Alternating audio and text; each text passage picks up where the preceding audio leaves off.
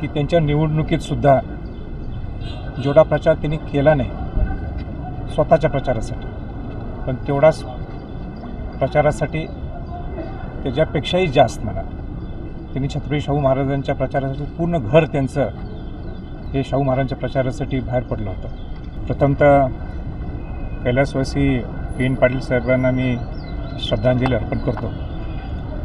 छत्रपती घराण्याचं आणि पी.एन. साहेबांचे एक घनिष्ठ संबंध होते, घनिष्ठ नातं होतं त्यांचं. आमच्यासाठी तो फार मोठा नुकसान आहे आणि आमच्याबरोबरसुद्धा कोल्हापूर जिल्ह्याचं नुकसान आहे.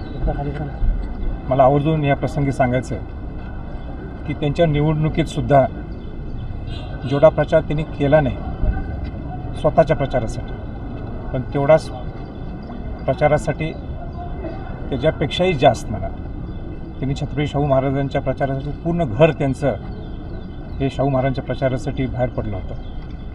म्हणजे किती छत्रपती घराण्याशी असणारे त्यांचे संबंध हे त्यांनी दाखवून दिले.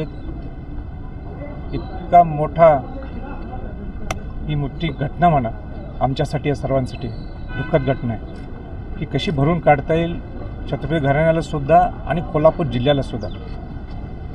एक सौम्य, एक सभ्य, एक आदर्शवत नेतृत्व हे आमच्यातून गेलं आहे, हे मला या प्रसंगी मला सांगायचं आहे.